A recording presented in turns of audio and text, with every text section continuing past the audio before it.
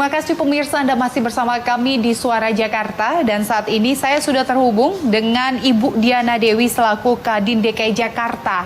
Halo, selamat sore Ibu Diana. Selamat sore Mbak Desi.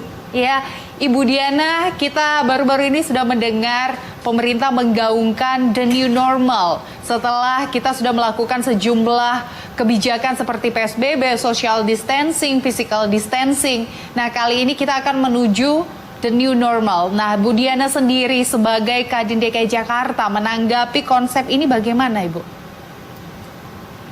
Ya, saya menganggap bahwa ini adalah bukan hanya new normal, tetapi ini adalah masa transisi.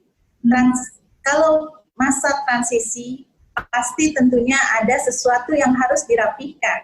Nah, inilah yang menurut saya pengusaha merasa bahwa ada tantangan ke depan, bagaimana merapihkan kondisi yang kemarin awalnya dalam keadaan normal, kemudian tidak normal, dan sekarang memasuki yang disebut new normal, yaitu transisi ini. Ini yang banyak pengusaha yang tidak optimis. Ada yang pesimis dan tentunya juga memang ada yang optimis. Baik, lalu untuk menyambut the new normal ini, panduan seperti apa yang harus ditaati oleh para pelaku-pelaku usaha, Bu Diana? Ya Mbak, sebenarnya kan kondisi ini juga belum ada SK-nya yang pemerintah keluarkan. Tentunya kami pengusaha sudah menunggu-nunggu nih, tetapi belum juga diumumkan untuk DKI Jakarta. Ini yang saat sekarang pengusaha dalam rangka mempersiapkan diri. Mereka sudah dengan optimisnya mereka akan lakukan seandainya betul-betul tidak ada lagi perpanjangan PSBB. Mereka siap bahwa tanggal 5 sudah memulai dengan aktivitas new normal. Mereka berjanji akan tetap melaksanakan protokol kesehatan, baik untuk karyawannya maupun untuk konsumennya. Kemudian ada lagi yang mereka juga janjikan bahwa untuk karyawannya yang biasa mereka tidak berikan makan siang saja, mereka akan lakukan penambahan diberikan makan siang. Kemudian vitamin juga mereka lakukan. Terus protokol kesehatan dengan menerapkan bahwa wajib bermasker. Nah, ini yang mereka sudah persiapkan dengan sedemikian rupa, walaupun kondisi ini kan memprihatinkan sekali. Dengan persiapan-persiapan yang ada itu kan tentunya membutuhkan biaya yang lebih dari yang kemarin. Karena ini adalah biaya abnormal. Nah, ini yang dilakukan, Mbak. Iya. Tapi kalau kita melihat dengan grafik yang terjadi saat ini, grafik yang menunjukkan bahwa yang positif corona hingga saat ini masih tinggi, Bu Diana.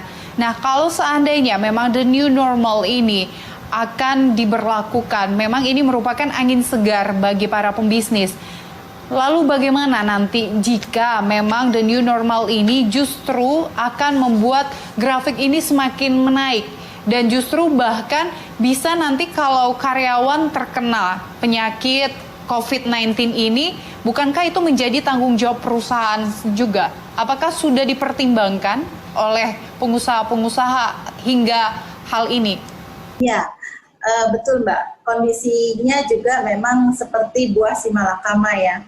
Kalau diteruskan seperti apa? Kalau tidak diteruskan seperti apa? Ini juga yang menjadi pertimbangan dari para pengusaha kondisi saat ini. Karena kita juga memaklumi kondisi yang ada, mereka sudah sekian bulan dengan stucknya perekonomian. Menurut mereka siap. Kemudian mereka akan lakukan protokol kesehatan tetap. Kemudian yang perlu diingat bahwa kondisi ini kan tidak akan ada yang bisa menentukan berakhirnya kapan. Nah, ini yang membuat pengusaha merasa yakin bahwa mereka harus memulai walaupun dengan berbagai macam yang tadi saya sebutkan, mengeluarkan biaya lebih, kemudian jam kerjanya untuk usahanya sendiri dikurangi. Inilah Mbak yang membuat mereka semangat untuk memulai. Baik, kalau Bu Diana sendiri melihat dari sektor manakah bagian pengusaha yang seperti sektor apa yang saat ini terlihat sangat siap sekali untuk menyambut the new normal ini? Yang lebih bersemangat itu untuk pengusaha perdagangan, karena di DKI ini kan lebih banyak perdagangan dan jasa. Perdagangan terutama untuk mall, Mbak. Yeah. Ini malah bahkan sebelum ada SK Gubernur, mereka sudah menyatakan bahwa tanggal sekian buka mall A, B, C, D, dan seterusnya. Tanggal sekian siap dengan mall B, E, dan seterusnya. Nah, ini yang saya melihat begitu semangatnya mereka. Kita tidak bisa menyalahkan atau memungkiri kondisi ini, karena mungkin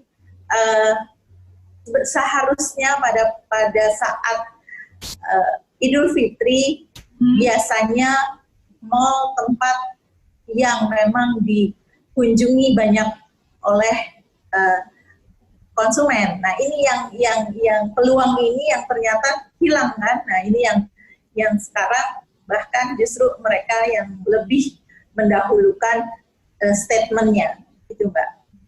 Dengan kondisi seperti ini, tadi the new normal, mal-mal juga sudah sangat bersemangat. Ini sebagai seperti angin segar. Apakah kemungkinan ini nanti menjadi angin segar juga bagi karyawan-karyawan yang saat ini dirumahkan? Menurut Bu Diana sendiri bagaimana? Kalau menurut saya memang kondisi ini tidak dipungkiri adalah kondisi yang sangat memprihatinkan.